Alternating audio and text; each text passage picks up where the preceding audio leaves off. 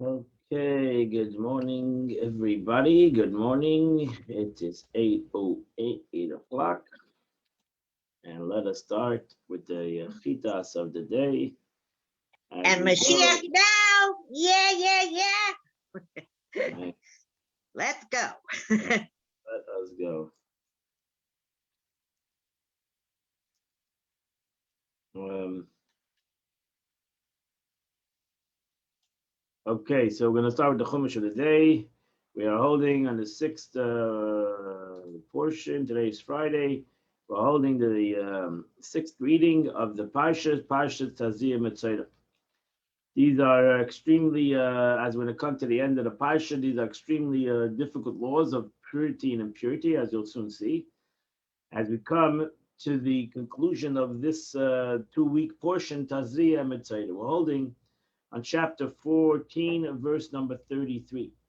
The Torah has told us about the laws of a tzaras, of a leprosy, that comes to a human being, and the laws of leprosy that comes to clothe a human being. Now the Torah is going to go to the cause of leprosy that can come to a home of a person. God spoke to Moses and Aaron saying, verse number 34. He saw Canaan when it come to the land of Canaan, which I am giving to you, as an inheritance, possession, v'nasati nega tzaras, and I will give lesions of tzaras, be'eis be'eretz chuzasim, in the house of the land of your possessions. So Rashi says over here, Besura Nasalem, over here he came to tell them that this was actually a positive thing, Rashi says, because many of the nations of the world that lived in this land hid their money in their walls of their homes. And Abishter, God wanted to give that money to the Jewish people as they came into the land. But that's why he brought to them this negoyim on these houses. So they will ultimately, as the Torah was going to tell us, have to take down the house, or have to take the wall of the house down, which will ultimately reveal the treasure in the wall. Verse 35. So the one who owns the house will come. The Higel HaKohen will come to the Kohen, and he'll tell him, "Nega nirali babais." He will tell him, "Behold, I've seen a nega. I've seen such and such of a nega in the house. I've seen this nega. I've seen this lesion in the house." Rashi says this is a very interesting thing that the Torah cares about the home. So therefore, the Torah says before you do anything, even if you're a great sage, and you might know the law of tzeras, you'll know that this is actually a tzeras. Let's say this is your house, and you're a great sage who knows all the laws and all the different signs of what a tzeras is, and of a lesion of such kind is, and you'll know exactly its tummy. Don't do anything. First, go to the kohen, kineg, and tell him, I think it's a lesion, because only the kohen can make it impure. Even if the person who owns the house, knows it, I don't make it impure. The kohen makes it impure, and this is why. So that's what the Torah tells the next verse. Kohen, therefore the kohen will tell the person, listen, my friend, before I come and look at the lesion, empty out everything that's in the house. Before I come, take everything out of the house. So the things that are in the house will not become impure. Because if I come to the house and say it's impure, everything in the house is going to be impure. Empty out the house. And then let the kohen come. That's the law. It's a very fascinating law when it comes to tzeras, that only the kohen can make a tummy. So even though I know the kohen is going to make a tummy, nevertheless, until the kohen comes and makes a tummy, it's not tummy. And therefore, the best thing would be take everything out of the house. And that's what Rashi just says, what I just say, that the Torah in essence gives us a Torah chas al amin Yisrael, expression of the Talmud, that the Torah cares about the money of a Jewish person, not that he should just basically now, everything should become impure, and some things he'll have to destroy, if it's earthen vessels, he'll have to destroy. Therefore, it's important that the Kohen tells you first, empty out the house. And so it comes to teach us that even the Torah cares a regular vessel can be pured. The Torah cares even about earthen vessel, even about a cheap vessel. The Torah cares about the money of a Jew, even though it's a cheap vessel, not to thus destroy something. Let you empty out the house, the Kohen will come. What's going to happen? Verse 37. The Kohen is going to come, and he's going to see this lesion in the walls of the house. He'll see it consists of dark green, or he'll see a sunken red sunken looking stain. And the appearance is deeper than the wall. So in general, that's the law of these are the law concerning these lesions, this tsaras, that it was always a deeper color. It looked deeper, not it looked shining forward. It looked actually a deeper color. Verse 3, the Kohen will go out of the house.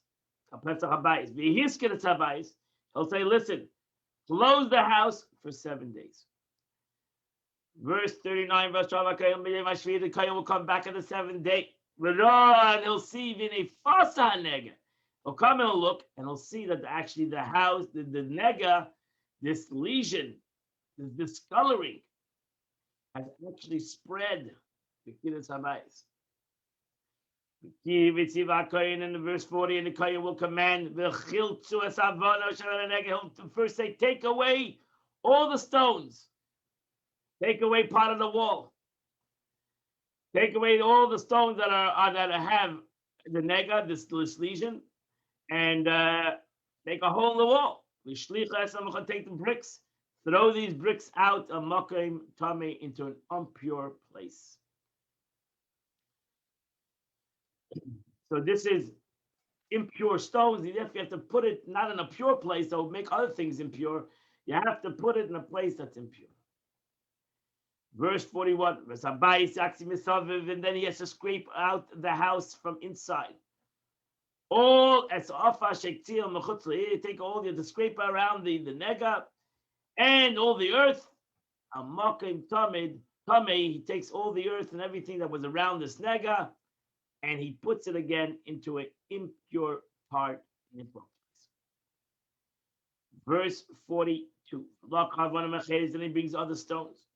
He brings down, you take other stones, and you take these other stones, and you, again, a nega is a lesion, is a tsaras, a nega. A nega is a lesion, a tsaras, a leprosy. It's all nega. Nega is something that is a fungus that is in the house. Or the clothes. Then he repatches the hole that he made in the house. Verse 43. Yoshev hanega. If the lesion comes back, and it spreads, he took the whole lesion out, and the lesion came out. He scraped it, and he scraped it, he took it out, and it came back. It came back. So Rashi says one might think that it returned on that day. It would be deemed unclean. Scripture therefore states that the Kohen shall return, the same term as verses, namely as if the lesion returned Yoshev. Thus as we return Shiva of the Kohen mentioned there is at the end of the week. So to return the mention here is at the end of the week. It doesn't have to return that same day. There's always a week process. This was now the second week process. Verse 44. And the Kohen shall come and look at it. In a fatsa haneged, the lesion in the house had spread. So here he took out the wall already. He put in a new part of the wall. It came back, and now after another 7 days, it actually spread. Tsaras mameresi. This is a malignant tsaras. Malignant tsaras. Babayis in this house. From Yehud, now the whole house comes. So this is a very long Rashi, and Rashi proves one point I'm just going to say He goes through a lot of laws to prove one point, and that is that the lesion, when it comes to tzaras, it always has to spread. One of the conditions, tzaras mameres, a malignant, is mentioned how that it spreads the concept, and it's mentioned in the aspect of a clothes and a human. It needs to spread. The tzaras needs to spread. And that's a very long Rashi over here, and he proves it in many different sites. Verse 45. Nasanas Abayis Avon of its Eitzav, he has to demolish the house. Destroy the house, take it down. It's Eitzav as Kola Farabayis is to tear down the whole house. You take the whole house, everything that it is, how tall the house is, how small the house is, the whole house has to come down. A mocking tummy has to bury the whole house into an unclean place. And anyone who came into the house after it's been impured, after it's been impure, the kohen said impure, yitma, he becomes impure. So therefore, you're not allowed to come into the house once the kohen has made it impure. Verse 47. Sheikh Babais, if somebody lies down in the house, Yachab is begadov, needs to clean his, needs to again go to mikveh to bring his clothes to the mikveh. Ba'echel Babais, somebody eats in the house when the kohen made it impure. Yachab is begadov, he has to immerse it in the mikveh. So that's the law. If the kohen comes and he looks at the lesion, and behold, the lesion did not spread out in the house. After you took out the first time you plastered, that you took out the stones and you took out the earth and you plastered it. Since it did not spread, even though it's still there, the kohen will pronounce the house tahor. Because the lesion has healed, and therefore, so this, as Rashi says, this is the end of the second week. The first week he told him to take out the stones. The second week he told him to put new stones there. So this is the second week comes that he sees the lesion has not gone bigger, no lesion there. So he makes the house tahor.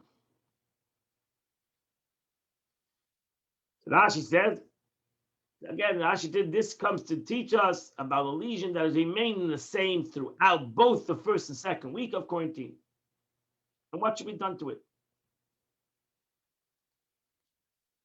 Verse 49. Then, just as a lesion of the person, a lesion of the garment, there needs to be kapara, there needs to be bringing sacrificial offerings for forgiveness. So too, somebody who has sickness in the house needs to bring needs to bring 2 birds, a cedar stick, and a strip of crimson of wool, and hyssop. It all comes, all these negative things that come to the house, to the clothes, or to the person, all of them are connected to sin. You take the first bird, you shecht it in blood, you put his blood in an earthen vessels over spring water. Verse 51, then you take a cedar stick and a hyssop and a strip of crimson wool and the live bird, and you shall dip them into the blood of the slaughtered bird and in the spring water, and sprinkle them to the house 7 times. Same thing what you did with the house, with yourself. And then you shall cleanse the house with the blood of the bird, and the spring water, and the live bird, and with the hyssop and the strips of crimson. No 53, then you have to send away the live bird. Out of the city. You have to send it out to the fields.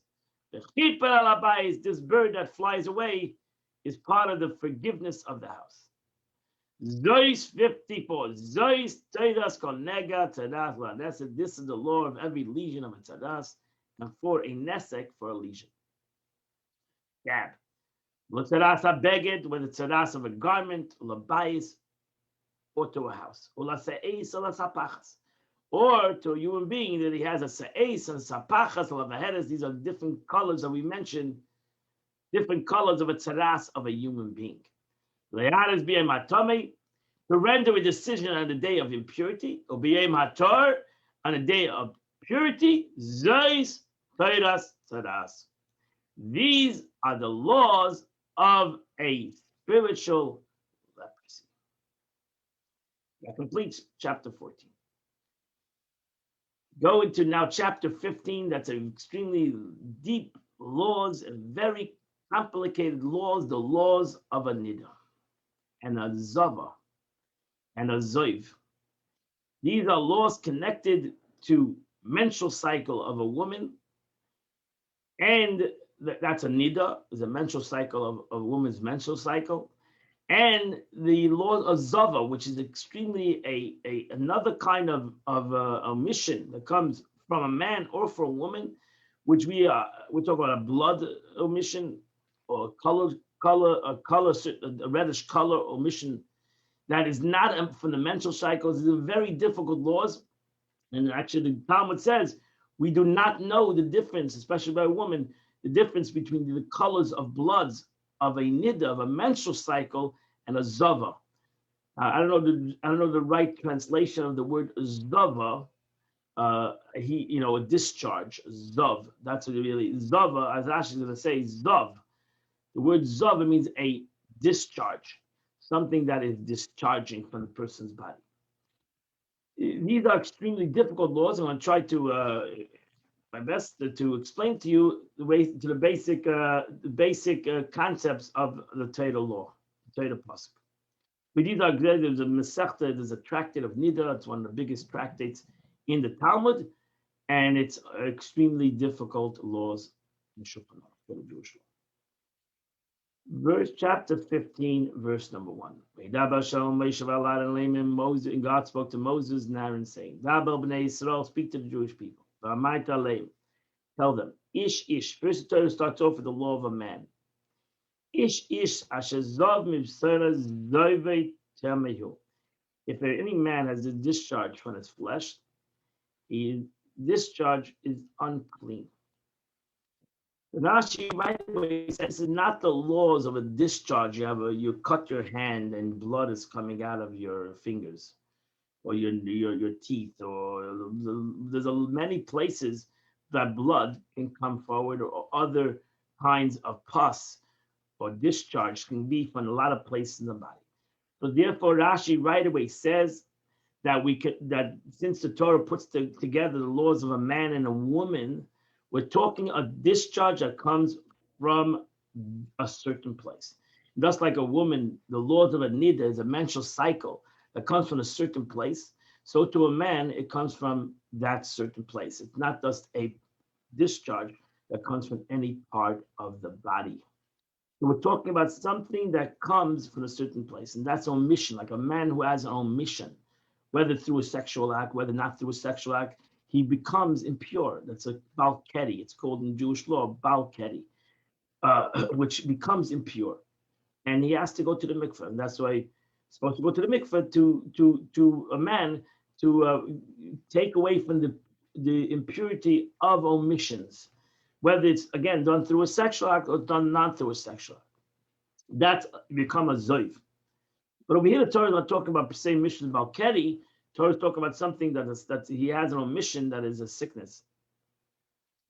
So you have the concept, like the concept of a woman also, when she has even on menstrual cycles, the aspect of something that it's a part of the body that died and now it's coming out.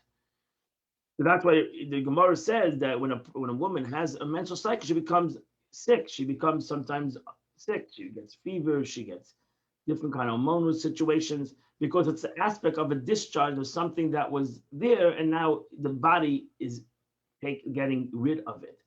So it's an aspect of I don't want to say the word sickness, but it's a concept of something that the body needs to alleviate itself from, and and that's why it's an aspect of tuma, of impurity, because we can understand by a woman that's a concept of a living egg that has now shed itself and let itself out of the woman's body. So it's an aspect of impurity. It's an aspect of a concept of a time of the opposite of life, so to say, if I want to use the right words. The man, it's not the same thing. The man is also a concept in a way, because if he had the concept of creation of the capability of life through his semen, and now it's dead. It's the body just threw it out, and it didn't bring about a concept of life. It's also a concept of death in a way. When a God forbid a person has a nocturnal emission, God forbid, not intentionally, even unintentionally, is an aspect of death, even to a concept of a man. Therefore, the man becomes also impure, and he has to go to mikvah like a woman becomes the nida, needs to go to the mikvah. So there's two aspects by a man and a woman. There's two aspects, especially by a woman. There's the words of nida, that's a menstrual cycle.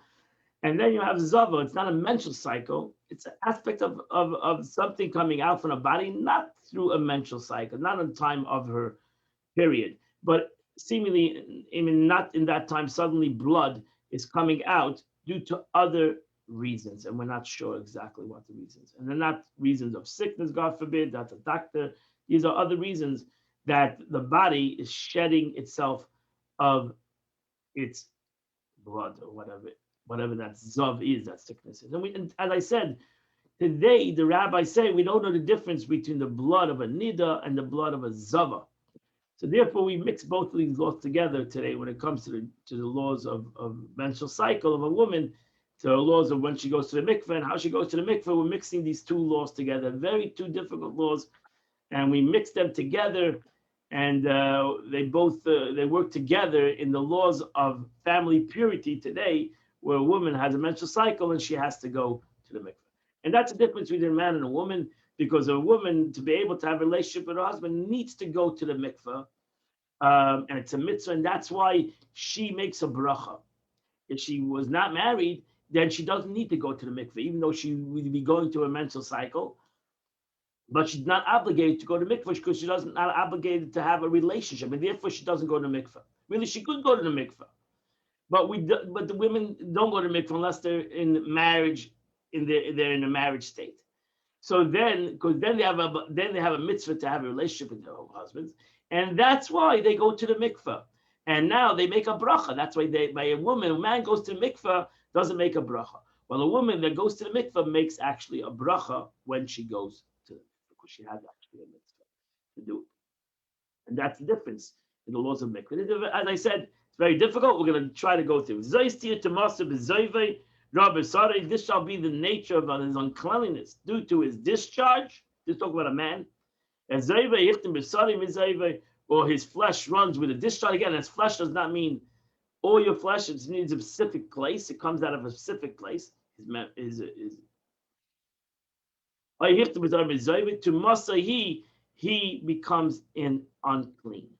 So it becomes. So that's, look at that the discharge comes from how thick, and thus seals up its orifice of this membrane, and so his flesh is plugged up. He has it's not his semen, but it's actually thicker, and now it creates a chitim. It creates a cloggage to the place of where it comes out from, and now it's a thicker liquid. So that's the laws of a zav. So there's the laws of Al-Keri where semen comes out, and there's a law of a zav where it's not that it's a thicker situation, and he becomes impure. He becomes tummy, becomes impure. Kala mishka yishkalav azav yitma. Any bedding upon which a man which discharges will lie becomes unclean. Any object, chair which it sits on, become impure. Rash says anything like fit for bedding. One may think that this would include even if it's designed for another purpose. Scripture therefore says upon which a man will lie. It does not say upon which a man lay in the past tense, but rather in the future tense, will lie, which is always designated for this. It means it has to be a bed sheet. It excludes this object about which they say, get up and let do the work, which the purpose was negative, was made for something else. So if it's a cloth that's made for something else, not made to lie on, it doesn't go into this law. Ashayeshalav, that's like that's the case in bedding. So the case to be sat upon which he will sit. This refers to a chair, a designated object that's made for sitting. Not everything that a man sits on a rock, the rock becomes this will become impure. He has to sit on something that's made for sitting. And a man who touches his bedding, he has to immerse his garments, and he needs to be kana.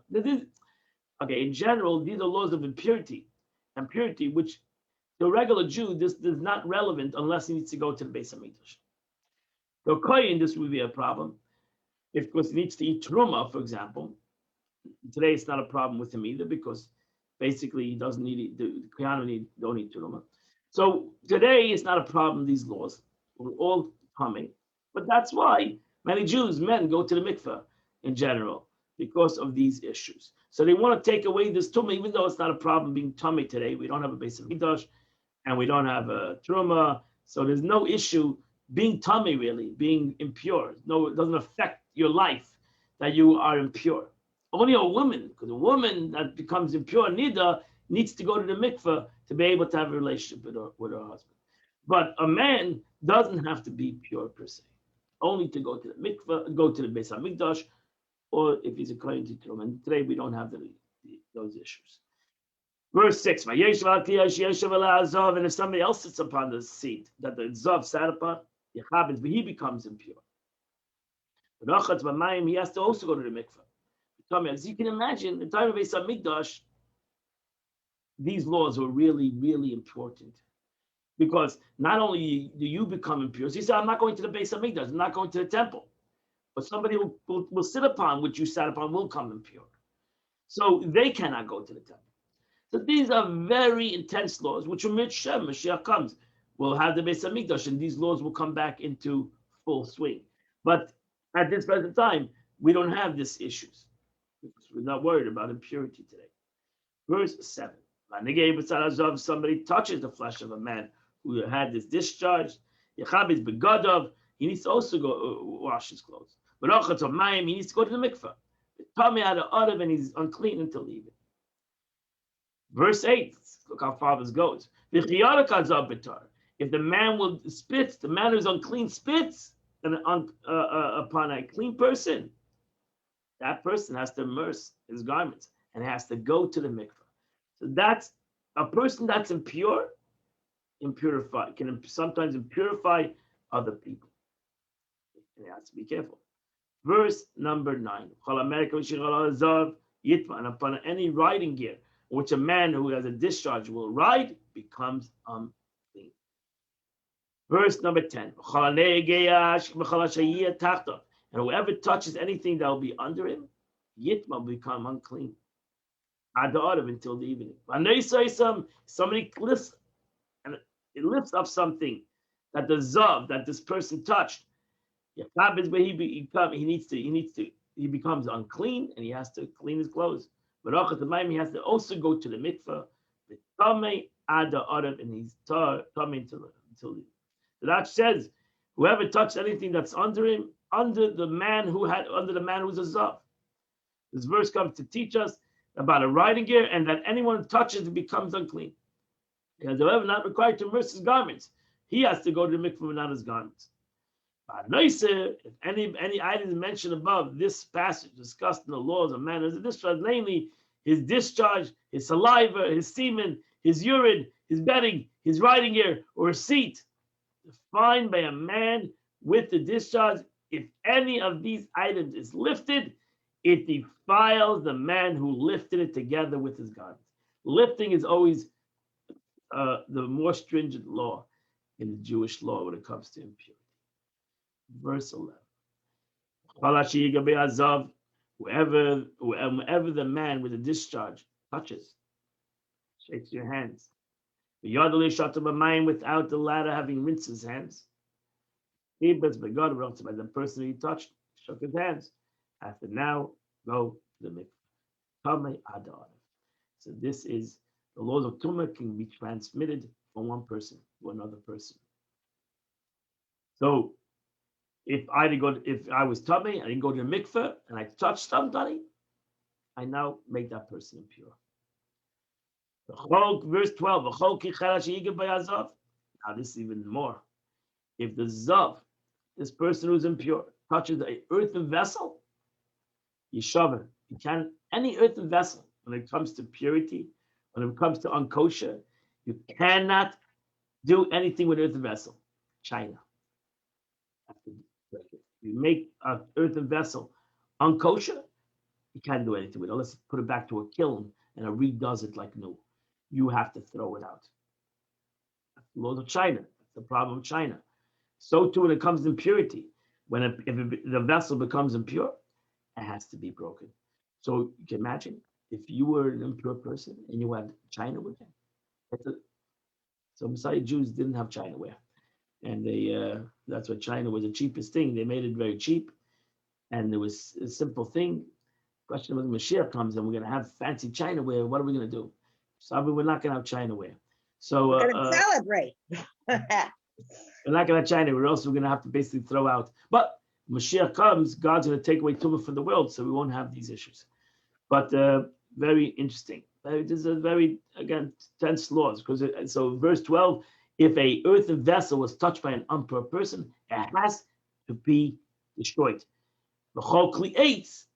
If it was a wooden vessel, it can be immersed in the water. So if it was a wooden vessel or a vessel of metal or a plastic, so that's why God, Baruch Hashem, created plasticware, and we're all going to have wonderful plasticware.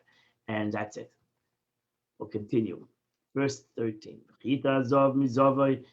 And when a man who discharges, cleanses, he has to count 7 days. He has to count 7 days of that he's clean, that he stopped having these discharges. He has to go to the mikveh, and he becomes pure. So the word, and you'll soon see in the laws of a ziva that's where the 7 days come in. The anida doesn't have, we'll get there. And there's the laws of anida and a zava by a woman. So the law, why we count today 7 days for a woman to make sure that she's pure before she goes to the mikveh is the laws of a zava. 7 day counting. Just like by a man, 7 days, a woman will also be 7 days. So today we take, as I said, we take the laws of nida and the laws of zava, we put it together. And that's why today a woman needs to count 7 days before she goes to the mikveh. Actually, the laws, I'm sorry, but the laws of a woman is going to be tomorrow's chitas. Today is only a man. Tomorrow is going to be the laws of a woman. And we're not going to do it together. Hopefully you do it yourself. You're going to learn, you should learn the laws. Just go to the Torah. It's going to be very difficult to comprehend. You'll learn the Rashi, but it's still very difficult. The laws of Nida are very difficult. But tomorrow, in the portion, is going to be the laws of a Nida, of a woman who has a Nida, menstrual cycle, or a Zava, meaning she has another kind of a discharge of blood or color of blood that comes to the place of a menstrual cycle, and the different laws. As I said, we don't know the real difference between these two laws, and that's why we put them together by a woman, and that's why she has, again, that's one of the basic differences, and why we have by a woman today 7 days of clean days.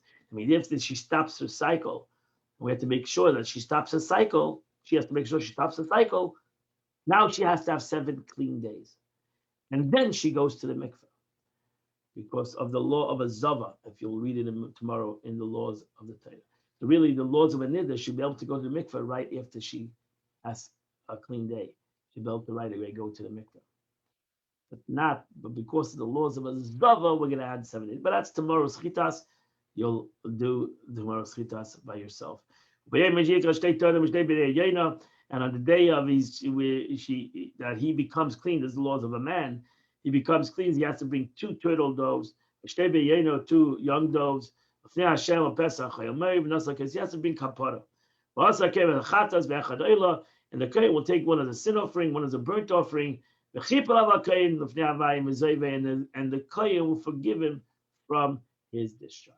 So this is a zayva person that has comes, and again, a man that has it's not a sickness if it's a sickness, then he should find out what the sickness is, why he's having a discharge coming out of his body.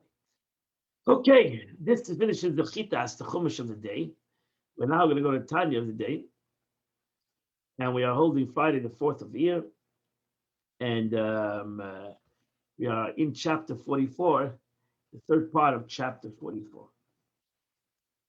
Alter Rebbe is talking about the Ava to the Eibishter, the Ava to God. And he says that we all have to create in our mind an Ava to God. We have to think about it, how God loves us and how really we love Him. Because since we all love our lives, as the Alter Rebbe said, we all love life, and God is the source of our life. So that's like we love life, love God. And that's the way we need to think about it in that way, in very simple terms, that God is our life and we all love life. Therefore, we should love God. So Alter Rebbe says, even if it appears to him that the first sight, that this is an illusion. What do you mean? And that in truth, he does not possess this love for God. And thinking that he does is nothing less than a deluding himself in his true spiritual status. He says, listen, it's all nice talk. It's all nice concepts, but it's really not me. So therefore, it's not a real thing to me. Like Yachash, Alter Rebbe says, do not be concerned. Why? Because that is the truth. The truth doesn't make a difference what you're thinking. What makes the difference what the truth is? The truth is that everybody loves the Eibishter. That's the truth. That is the truth. Because why? Because as I said before, that every single one of us has a love of God. That's within our DNA. Whether we comprehend it, whether we don't comprehend it, doesn't change that fact.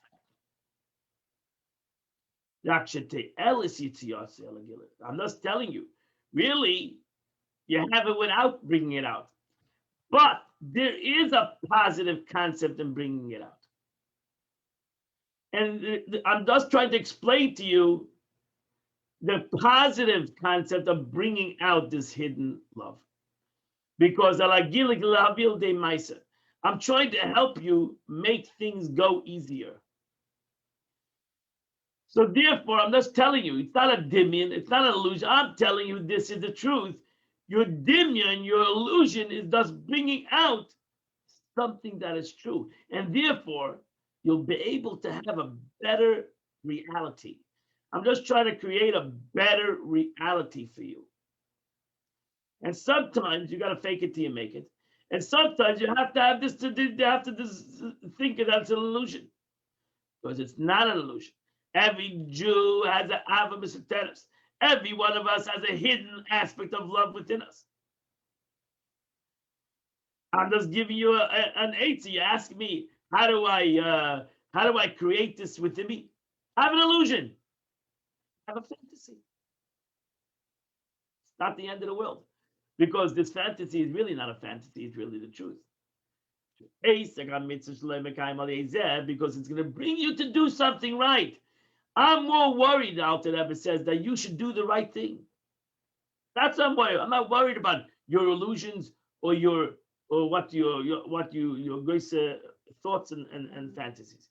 I'm worried about that you should do the right thing. And that's what's important to me. And if this illusion is going to make you do the right thing, it's fine with me. And it's fine with God. Because to God, it's not an illusion. And as Alter Rebbe says to me, it's not an illusion too, because I know. And to you, it's not an illusion. Because that's the truth. Because that's who you are. To do an intentional cause of gratification to God. Like a son that serves his father. What's the difference to the father, whether the son is having an illusion or the son has a true Abba? What's the difference to the father? The father is having enough and the son being a relationship with him. And the father knows that even the son is faking it. The son really loves him because it's his son. It's his child. So to the Eibishter knows that in the essence that we love him. And now that he's doing, we're serving him. It's really only an illusion to him. It's not, because he really loves him. So therefore, that's the way to do it. The Alter Rebbe says, "I'm just giving you an eitzah. I'm giving you a advice how to ultimately reveal this Av Meseteres.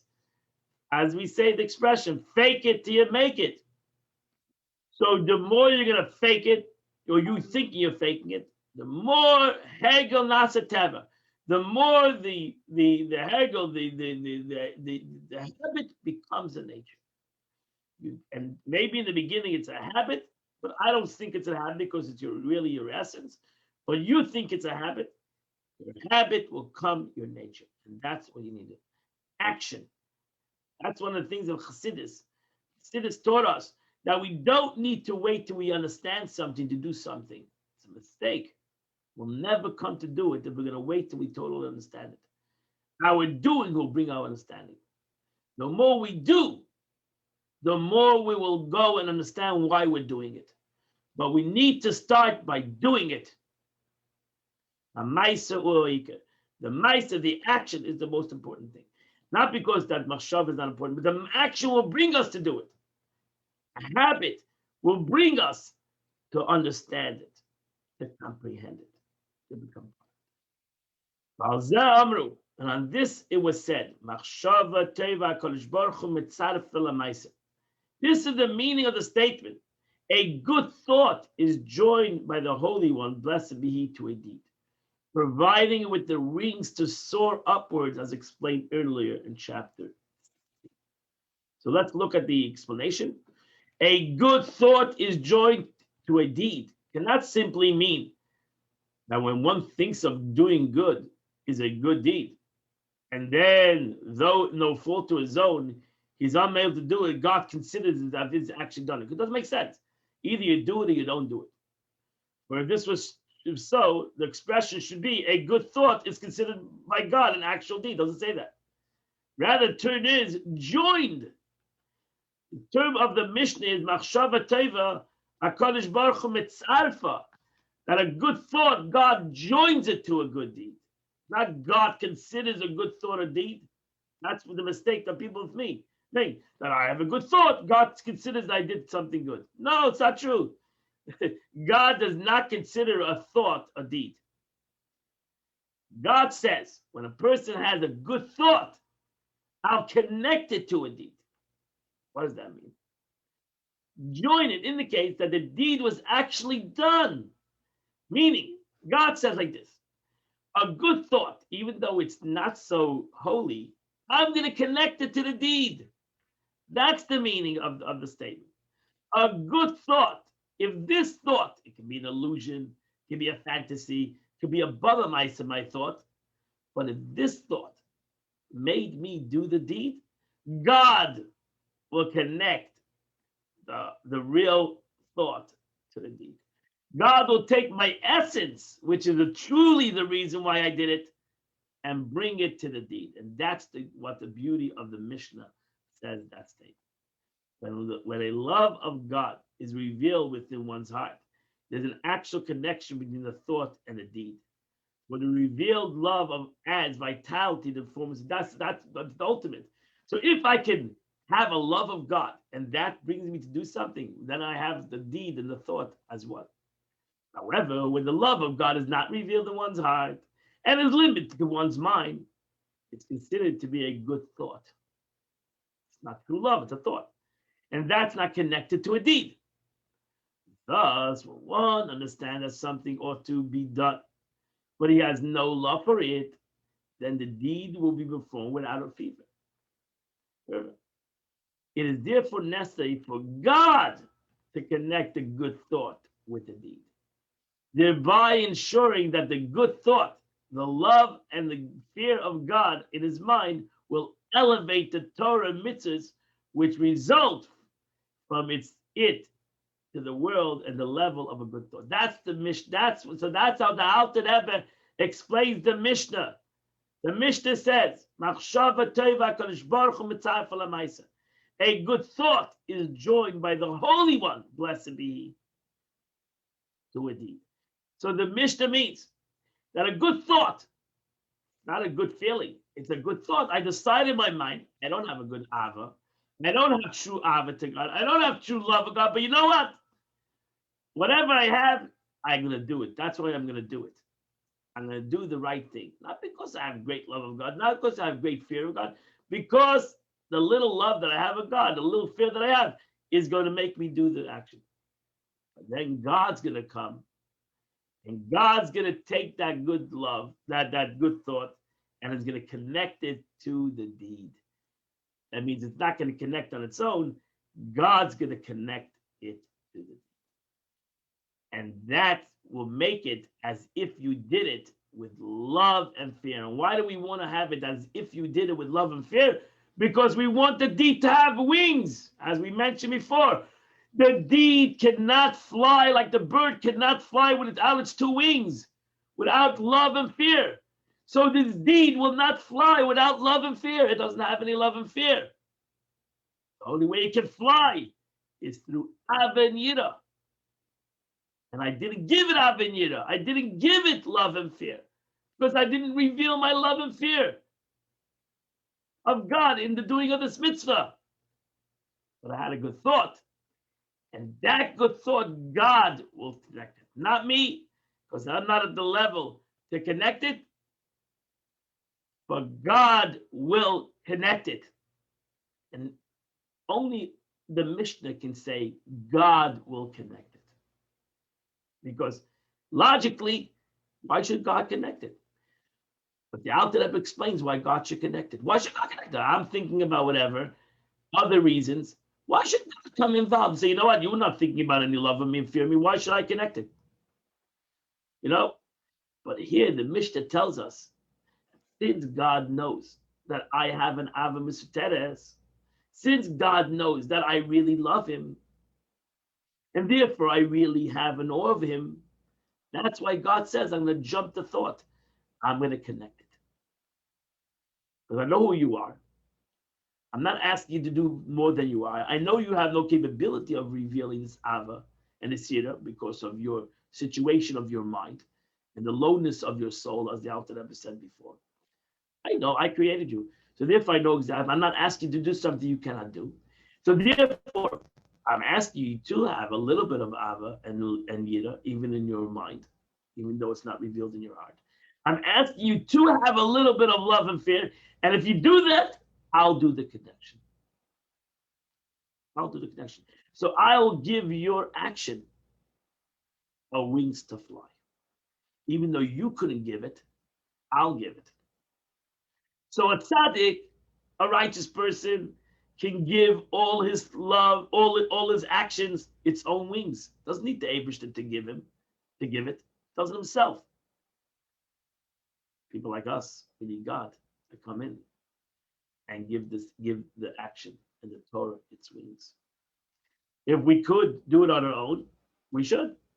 Why should we have God to do it? We can do it on ourselves. And therefore we should. The Alter Rebbe does say there are certain mitzvahs and there are certain times you shouldn't waken up this Avos Hashem. Give your own wings to the mitzvahs. But if you can't, then the Mishnah tells us, don't worry. Don't worry. The Eibishter will give it its wings. God will do it for you. Not the end of the world. Continue to do mitzvahs and Torah mitzvahs, even for whatever in your mind is. Continue to do it because the Eibishter will give it its wings and it'll go to the right place and it'll go to where it needs to go. Because again, you have to understand, this is very important, this concept. You're serving HaKadosh Baruch Hu. You're not serving another human being. We are not serving another person. We're serving God. Our mitzvahs and our Torah is for the sake of God. God knows who we are. He loves us. And just like a relation of father and son, whatever a child does to create a relationship with his father, with his parents. The father loves. Father loves. That's the way the nature is. And since the father loves the child, anything the child does is perfect to the parents. Anything a Jew does is perfect to God. That's why the pasuk says, "Bonim atem la'shayim children of HaKadosh Baruch Hu." Why would the Torah say such a thing? The Torah is emphasizing us that the relationship between us and God is like a child. And God doesn't ask for the child something that it cannot do. And God loves the child, everything it does do. And that's why it's a nachas ruach. Kemashal, and as Alter Rebbe says, Kemashal simchas hamelech. Again, like the joy of a king.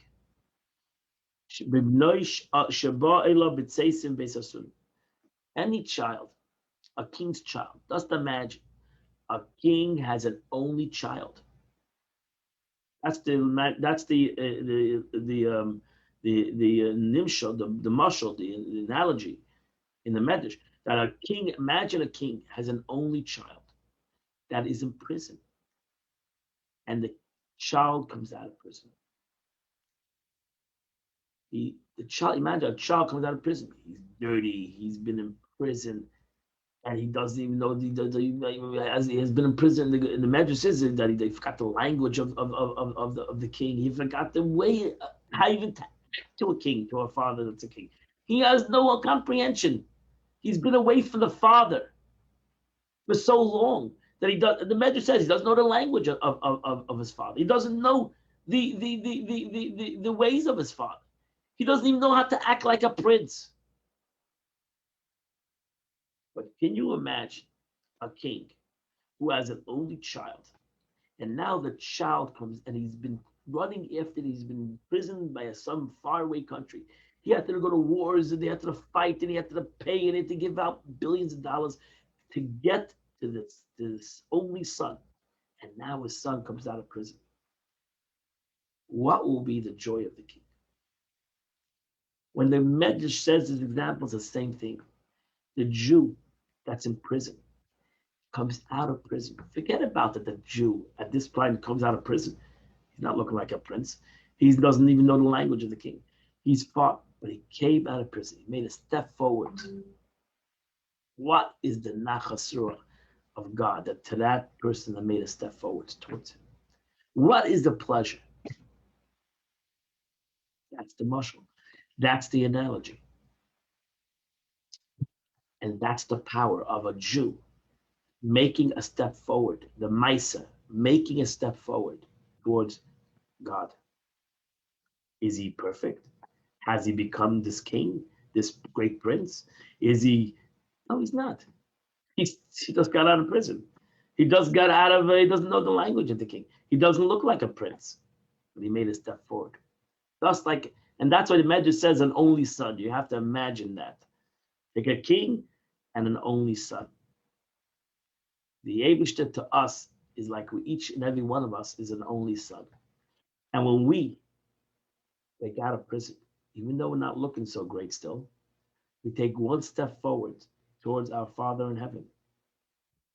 Bingo, there's a great nachas ruach that the Eibishter has, because you've come out of prison. You got out of prison, you made a step forward towards him. That's the analogy. That's what you have to imagine. Or as you want to do, or you're on a higher level. You're not going out of prison. You actually want to create a dwelling place for God in this world. So you imagine nachas ruach of God, when God says, "Wow, He's inviting me to His house. He's creating a home for me. My son is creating a home for me in this world." That's another great nachas ruach, a great pleasure that God has. And then you go higher. So we went from going out of prison to creating a dwelling place for God. And let's go to the highest level. Nafshi ivisicha. My soul, I desire you. Niskalel. And pick wherever you are. Pick your station. You're a kid going out of prison. You're ready to create a dwelling place of God. Or you are David HaMelech, Nafshi V'sicha. My soul, you feel God. As the Alter Rebbe brought the Zohar. Nafshi, my soul, my essence, you I feel. V'sicha, I desire you. I desire because you are there. It's you, Nafshi, you are my soul, you are my essence. Any one of these, Karav Adavabayt, any one of these, pick whatever you want. Any one of these is very close to you. From taking it from the hidden to revealed. Are they hergel tomit through continuously practice? Befiv with his mouth and with the full cord of his heart. So that one's heart should feel what his mouth utters about God being his true life.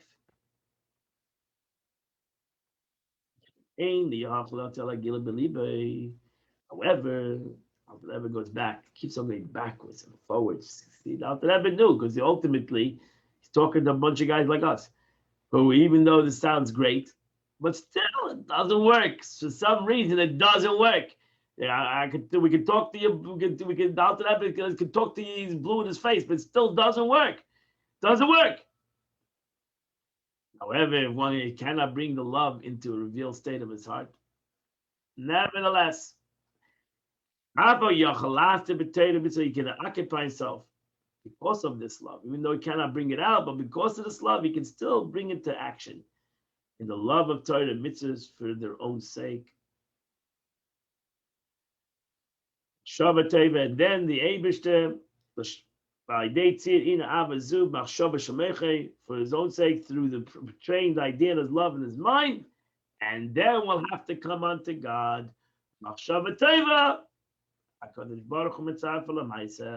And a good thought, even though it's only a thought, it's a fantasy of mine. I think that I'm having this relationship.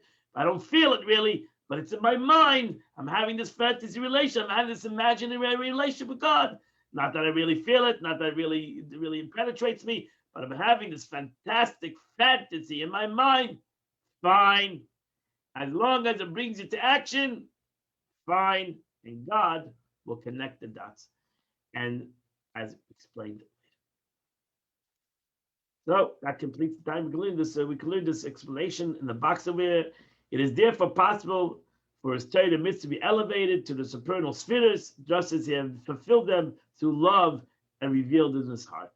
I explained in previous chapters, the love and fear that lead to performance of mitzvahs elevate them to the supernal spherot. And therefore, if the love and the fear are natural, meaning did not result from contemplating God's greatness, but from the soul's natural resources, the Torah and mitzvah are elevated only as far as the will of Yitzirah, the will of emanation. Since the level of natural love and fear of God belongs to that world, it follows that the Torah and mitzvah formed as a result of that level will be elevated there as well. However, if the love and fear are intellectual, created by one's reflection of God's greatness, the Torah and mitzvah formed their result in this contemplation will be elevated to the spirit of the world of Bria. The world with the spirit of Bina understanding preemanates. And if we cannot do that, then God will do it for us. And that's the end of the chitas of the day. Beautiful Anya of the Alter Rebbe. Today is the fourth day of the month. And the fourth day of the month of Tilim starts from chapter 23 until chapter 28. 23 to 28 in Psalms, Tilim, and you would have done the chitas of the day. Truly, have a wonderful, beautiful Erev Shabbos. Have a wonderful Shabbos. God bless you all. And we'll see you on Sunday morning, where we start also 2 portions. It's another long chitas, 2 portions together again. And we journey on. I just thought today, before I started the class, that Baruch Hashem, we're learning together already close to 5 months. Wow. We've gone through the portion, most of the book of Genesis, the book of Shemais. Now we're going through the book of Vayikra. Wow. Wow. Yeah, so it's a beautiful thing because, I mean, we're rolling through it. But I mean, do It's chitas every year. wonderful. It's Imagine really how you'll wonderful. Imagine how you'll understand the parsha in 3 years from now. You'll understand the parsha, learning it every week on a whole different level, a whole different reality.